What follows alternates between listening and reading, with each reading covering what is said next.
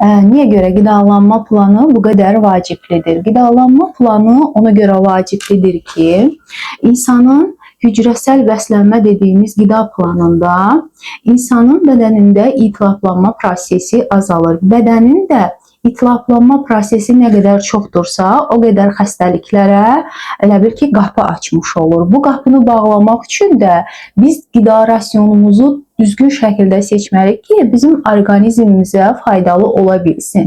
Bunun təməlində isə düzgün seçilmiş protein növləri, düzgün seçilmiş liflər və də işlənməmiş karbohidratlar bunun təməlində durur. Və də biri-birindən, yəni daha yaxşı mənimsənilən dediyimiz qidalar eyni anda qəbul eləmək, lazım gəlirsə vitaminlər qəbul eləmək, lazım gəlirsə minerallar əlavə qəbul eləmək. Bu yaş faktoruna görə dəyişiklik göstərə bilir. Əgər bizim məsəl üçün 20 yaşlı bir gənc xanımla 35-40 yaş yəni bir xanımın qidalanma rasionu eyni planda, eyni yəni bərabərlikdə olduqda bu heç də doğru deyil. Hər bir kəsin öz yaşına görə, onun həyat tərzinə görə, onun ümumi vəziyyətinə görə, ailə vəziyyətinə görə dəyişir. Belə deyək də, gün mən hər zaman qeyd edirəm. Biz gün ərzində 2 tip qida qəbul edirik. Biz yəni gün ərzində yaşadığımız hadisələr də bizim bədənimizdə yəni elə belə bir hal olaraq gəlib keçmir. O bizim bədənimizdə xoş bir hadisə yaşadıqda o da bizim hücrəmizi bəsləyir. Əgər bizi üzən hadisə yaşayırıqsa, o da bizim hücrələrimizi bəsləyir. Yəni bugünkü bax hal-hazırda hər bir kəsdə yəni 9 qadından biri, 10 insandan birinin 9-u 8-i Hashimoto xəstəsidir, zob xəstəsidir. Niyə görə? Çünki burada bədəndə itilaflanma prosesi baş verdikdə başlayır bədənin öz hücrələri özünə hücum eləməyə, onu tanımamağa başlayır. Ona görə də yəni autoimmun xəstəliyi yaranır. Autoimmun xəstəliklərinin yaranma səbəbinin başlıca səbəbi qidalardır. Burada mütləq şəkildə bəzi qidalar qida rasionundan çıxmalıdır. Bəzi insanlarda isə eliminasyon dediyimiz diyet növünü əlavə eləməliyik. 1-2 ay bir qidaya fasilə verib, daha sonra onu az-az qəbul eləyəndə görək biz onun orqanizminə necə təsir eləyir. Bax, bunu bilməliyik.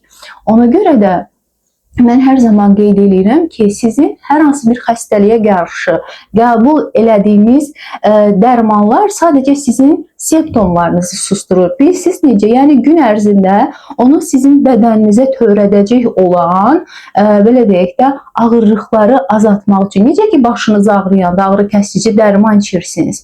Məsəl üçün, hər hansı bir xəstəliyi də gün ərzində şəkər xəstələri, məsəl üçün, onu bloke edir. Yəni, şəkərinin yüksəlməyinə qoymur. Sanki ağrı kəsici kimi də qəbul edir. Ona görə də insanı sağaldan qida rasionu düzgünlüyüdür. Qida, baxın, hər bir həkimdən paralel işlədiyim həkimlər var. Məsəl üçün, o xəstəsində nəticə görə bilməsi üçün mütləq şəkildə bizlərə yönəldirlər ki, onun qida rasionu düzəlməlidir ki, mən pasiyentimdən nəticə ala bilim. Ona görə də bütün məsəl üçün, yüksək dərəcəli revmatizmada burada da yenə itilaflanma prosesidir. İtilaflanma prosesini azaldan isə tək səbəb qida rasionu və də lazım gəldikdə paralel müalicədir. Ona görə də bütün xəstəliklərin təməlində qida durur. Əgər mən qidalarla mənim insan üzərində şəfalanmasını öyrəndiyim hardasa bir 18 ilə çatır. Çünki mən özüm müəyyən bir ailəmdə yaşadığım bir problemi qida rasionunu araşdıraraq, qidaları öyrənərək, onun insan orqanizminə necə faydası olduğunu gördükdən sonra mən bunu yəni üstünü örtə bilmərəm. Yəni ki, insanın təməli qida olduğunu mən başa düşürəm. Baxın, bir çox xəstəliklərdə yenə də qeyd edirəm, qida özünü göstərir.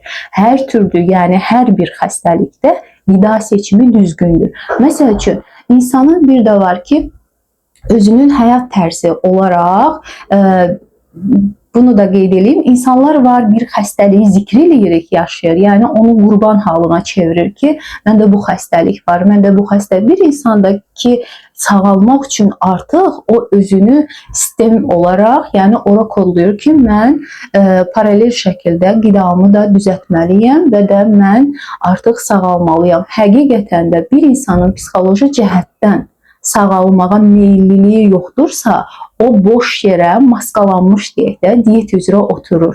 Məsəl üçün, bəlkə də defisit qida ilə müraciət edir diyetoloqa, bir ay diyet götürür, o sanki 5 kilo verir, artıq o elə bilir ki, bədənində bu proses qutardı. Xeyr, bu, belə deyək, doktorlar arasında bir belə söz var ki, xəstəlik özünü maskalayır. Bəli, maskalaya bilir. Çünki o sənin müvəqqəti olaraq gedən 5 kiloqramlıq çəkindir. Sən orada təməl qurmadın axı, sağlam qidalanmanın bünövrəsini qurmadın. Bilirsiniz, sağlam qidalanma dedikdə nə nəzərdə tuturuq? Artıq onun həyat tərzinə çevrilir. O sağlam qidalanma onun həyat tərzinə çevrilir. Onu artıq sağlam qidalanmanı yox da, sağlam qidalanma onun gündəlik həyatını idarə edəcək dərəcədə üstünlük təşkil elədikdə artıq xəstəliklərin sağalma prosesi baş verir. Məsəl üçün, bu yaxında bir pasiyent müraciət edir. Allergiyaya qarşı müxtəlif cür dərmanlar içir. Müxtəlif cür, yəni 5-6 dərman adı sayır. Amma o onun fərqində deyil ki, mən qida rasionumu düzəltmədikcə, mən bu dərmanların yanına 4-5 dərman da əlavə eləyə biləcək şəkildə irəliləyəcək. Ümumiyyətlə, yaş ötdükdən sonra, 35 yaşından sonra artıq biz qidalarla özümüzün həyat keyfiyyətimizi artıracaq dərəcədə özümüzə kömək olmağı bacarmalıyıq.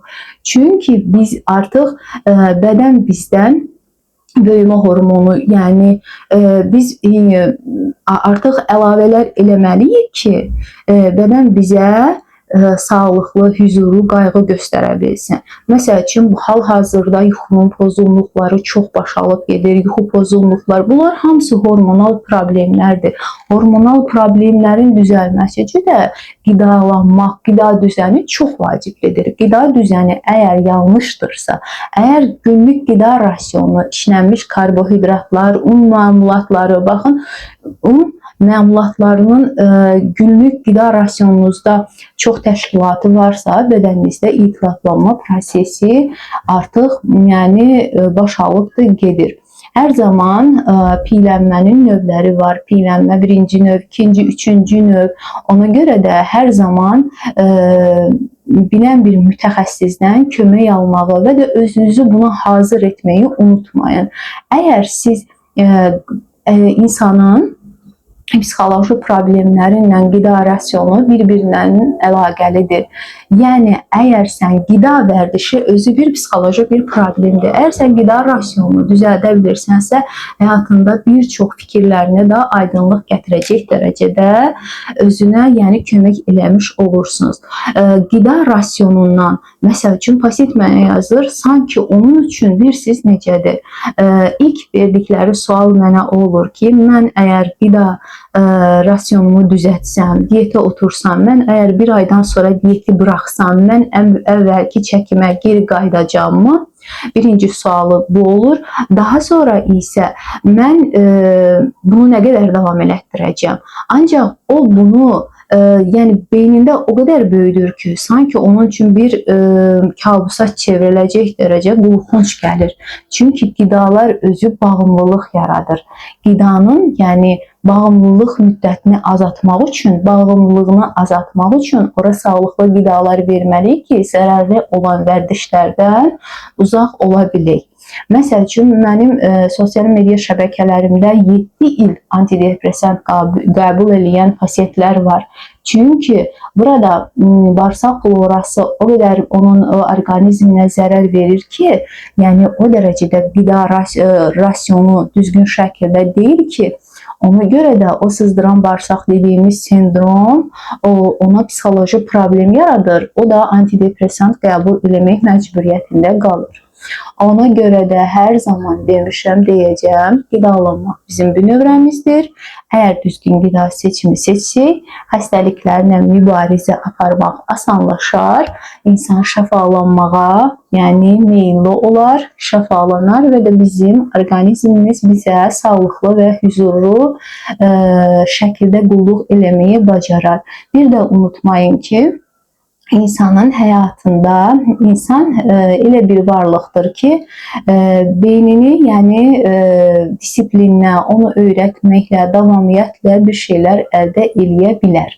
Yəni bir gün etdim yox, özünüzü sanki nəyəsə məcburiyyət kimi hiss eləmək yox da, mən buna bacardıqda, insan özü də bir şey bacardıqda insanın hücrələri də yenilənir. Yəni mənim orqanizmimə bu faydalıdır ki, mən bunu etməliyəm. Sözünü özünüzə verib və də sağlam qidalanmaq üzrə, şəfalanmaq üzrə adım atdıqda həyatınızda bir çox problemlərin həll olduğunu görəcəksiniz. Əgər bu cür videolar sizə də maraqlıdırsa, videonu bəyənməyi, sevdiklərinizlə paylaşmağı unutmayın. Mənim də motivasiya olmam üçün yenidən ekran qarşısına keçib sizlərlə bu, yəni bilgiləri paylaşmağıma səbəbkar ola bilərsiniz. Sağ olun, sağlıqla qalın. Yeni videoda görüşmək ümidi ilə.